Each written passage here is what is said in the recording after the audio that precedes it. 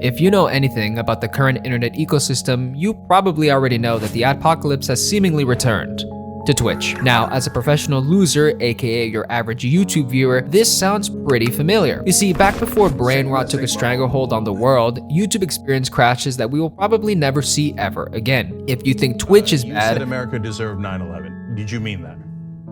Yeah. the adpocalypse on YouTube changed the landscape forever. From changing how YouTubers upload videos to adding that dreaded demonetization symbol. Let's get into it, shall we?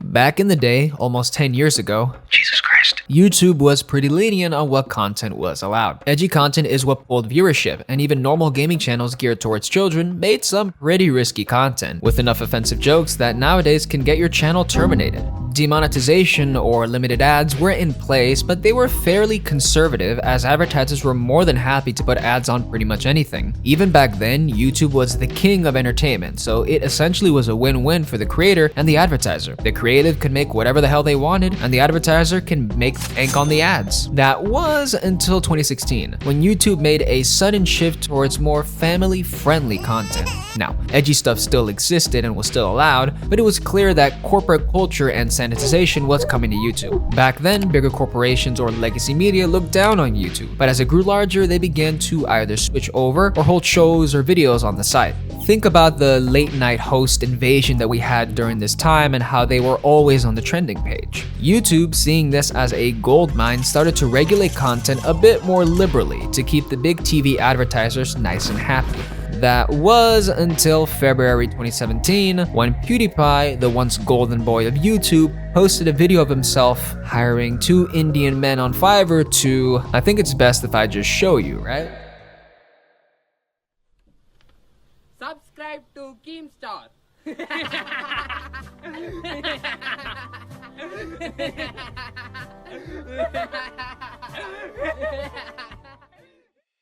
Yeah. For context, it was obviously a joke, and if you were familiar with PewDiePie's content at the time, he was switching over from gaming to something a bit more akin to Filthy Frank or H3H3. So while the video on a smaller channel would have probably flown right under the radar, PewDiePie was undoubtedly still the face of YouTube at the time. So this caught the higher-ups by surprise, to say the least. This was also coinciding with the rise of the anti-woke / purposely politically incorrect videos like the wildly popular Alabama N-word song, a lot of conservative YouTube channels, and edgy memes of the like. This led to mass advertiser boycott, as brands didn't want to be associated with this kind of content. The UK government, Coca-Cola, Dr. Pepper, Johnson & Johnson, and others left or either paused advertisement until YouTube did something about this supposed content issue. But it got worse. You see, not to get too political, but at around this time, the BLM movement and the general discontent with the police in America became a prevalent issue on the internet. Coupled with this ad boycott, the air was tense until it officially exploded with the infamous Kendall Jenner Pepsi ad.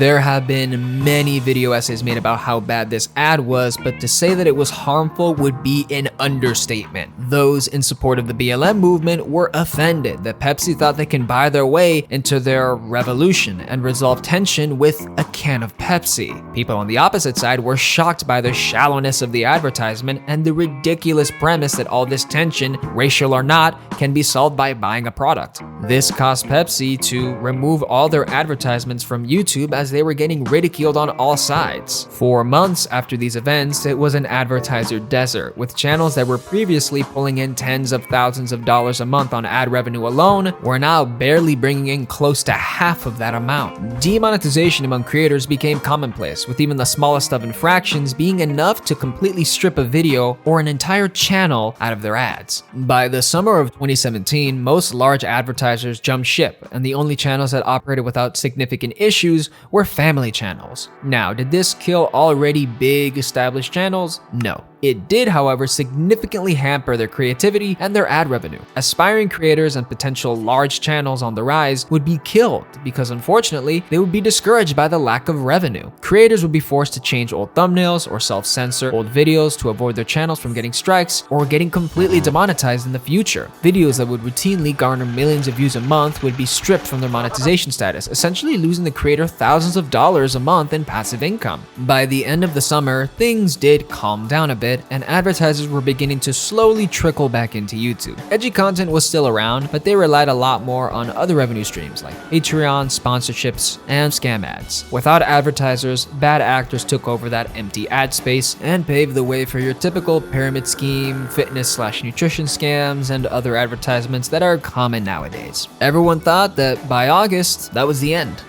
Well, on September, just when things were evening out, PewDiePie loaded up a live stream, and well, he got on the bridge.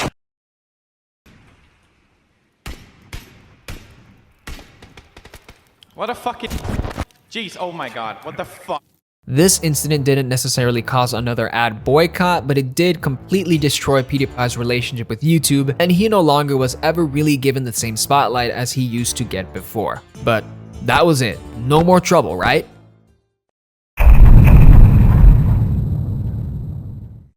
On November of 2017, the rise of weird kids channels came into the public spotlight. Kids channels have existed since the dawn of YouTube, but what was happening at the time can only be described as kind of fetishy. That's right, the Elsagate movement.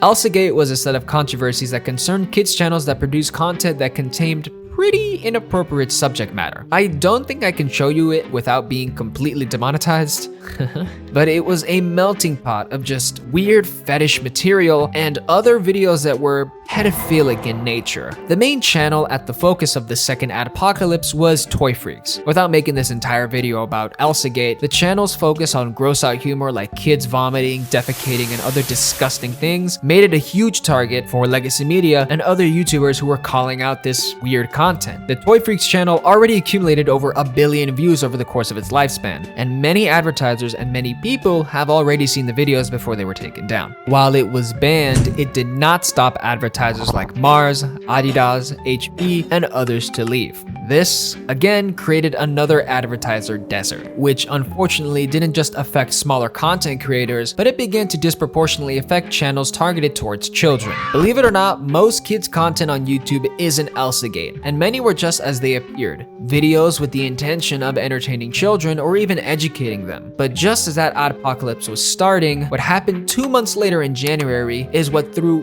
pretty much every single creator under the sun under the bus. A day that lives in YouTube infamy, the Logan Paul Forest incident.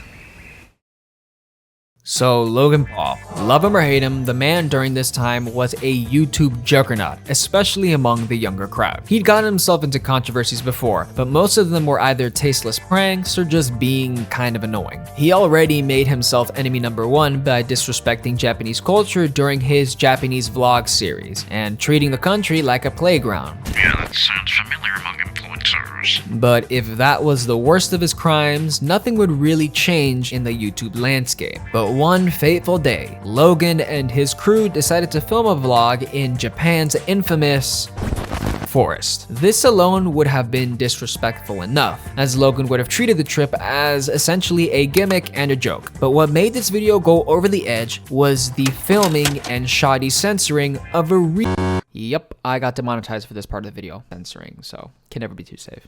This was no stunt. Logan and his crew stumble upon a body shortly after beginning the vlog and immediately begin to record, make remarks, and then oddly try to make it some sort of anti-PSA. It's kinda horrifying, really. Before making this video, I never got to see the uncensored version as it was quickly removed from YouTube after it was uploaded. It truly is a disgusting video, as the constant jokes, laughing, and the casual disregard for human life just kinda hurts my soul a little bit. But after the video released, immediately all hell broke loose. Advertisers were outraged and again began pulling out of the platform. Legacy media didn't help at all, and the news fueled this fire and got the news out to so many more people who weren't on YouTube that your grandma and your parents probably knew about the controversy. For days afterwards, the platform was filled with videos rightfully bashing Logan Paul and being utterly horrified by his behavior. This incident caused YouTube to again adopt a far more strict demonetization policy. Words like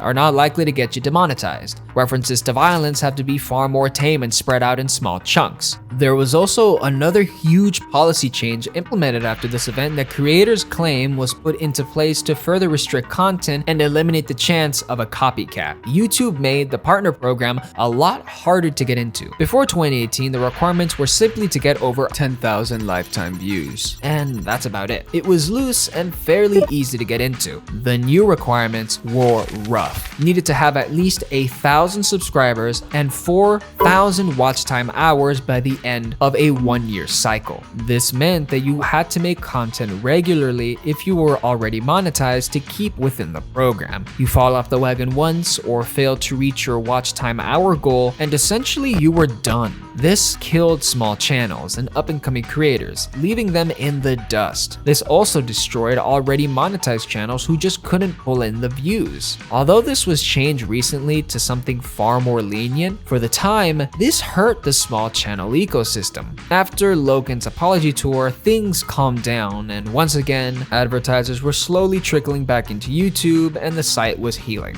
By this point, edgy content was pretty much dead in the water, with these new rules pretty much forcing everybody from the gaming community to the rising commentary community to hold their tongues, so to speak. So that was it, right? There wasn't a third one, right?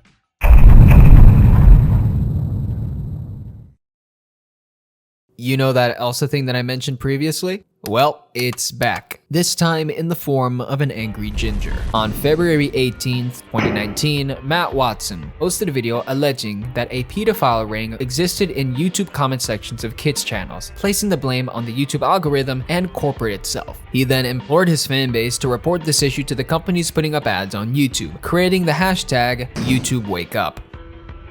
This video blew up, and YouTube Wake Up became a bit of a phenomenon, and YouTube really did respond this time. They ended up deleting over 400 channels and suspended comments on over 1 million videos. YouTube even contacted law enforcement to investigate suspicious comments and channels that were highlighted in the video. Despite the measures, major brands left the site like Disney, Epic Games, and Nestle. Funnily enough, those specific advertisers came back to the site a month earlier before the controversy after being gone for 2 years because of the previous adpocalypses. Within days, YouTube became the laughingstock of legacy media, and again, another advertiser desert. This time, instead of the adpocalypse being caused by a controversy or some slip-up or mistake, it was intentionally caused, and to many people to this day, completely avoidable. Creators were rightfully pissed, and commentary channels investigated the video's claims only to find that the theory of a widespread pedophilia ring being facilitated on YouTube through comment sections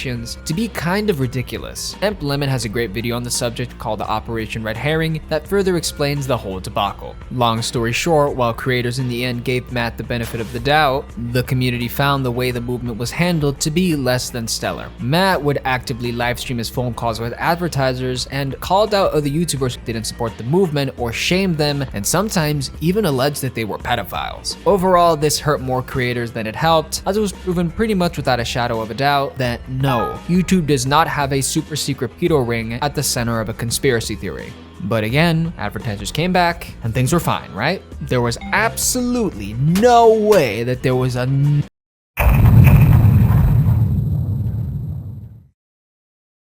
On May 24th, 2019, Vox reporter, If you don't know what Vox is, it's a politics/news channel. Carlos Massa began contacting YouTube both privately and publicly, demanding that they demonetize hate speech on YouTube. This came about after Steven Crowder, a conservative comedian who hosts a live show on YouTube, made jokes at the expense of Massa's ethnicity and sexual orientation. On June 5th, 2019, YouTube in response to the spat sided with Vox and tightened their monetization policies even further on political content, subsequently demonetizing or stripping entire channels off ad revenue. The guidelines essentially banned off-color jokes or things that were considered bullying, which is vague to say the least. Conservative channels were affected the most, with dozens of political channels being demonetized. Other political channels were also being stripped of their money. Edgier RedTubers or commentary channels that dipped their toes in politics were also heavily affected if they made off-colored remarks. Some channels were even terminated because of this, like Mumpky Jones or Var Vikerness. That guy is crazy and he probably deserved to get banned, but again, it's part of the adpocalypse. adpocalypse. Conservatives pointed the finger at Vox for beginning this issue and theorized they wanted to stifle the growth of conservative channels in favor of more liberal news reporting, as coincidentally, Campaign 20 was well underway and both political spectrums were battling each other for relevance. This adpocalypse didn't really affect normal YouTubers all too much, but really did a number on political channels and even history-focused channels who had absolutely no dog in the fight whatsoever and were targeted by YouTube's policies for merely stating historical fact that was a little bit more politically incorrect and on the edgier side. Advertisers didn't necessarily leave this time. It was just YouTube enforcing policy quite unfairly on both sides of the issue and using that bullying rule quite liberally and just painting a brush across pretty much every politics channel and unnecessarily causing them strife. By December of 2019, the policy was revamped into something more reasonable, with YouTube officially banning bullying and enforcing anti-harassment measures on content. The policies were a lot more clear and thought out, and they were applied relatively favorably among every YouTuber. Kind of. Corporate media still got a huge pass by YouTube, and politics, while still being able to make money off of it, is a less than desirable path because it's still kind of iffy on monetization, really. There were still a lot of issues, like the genuine vagueness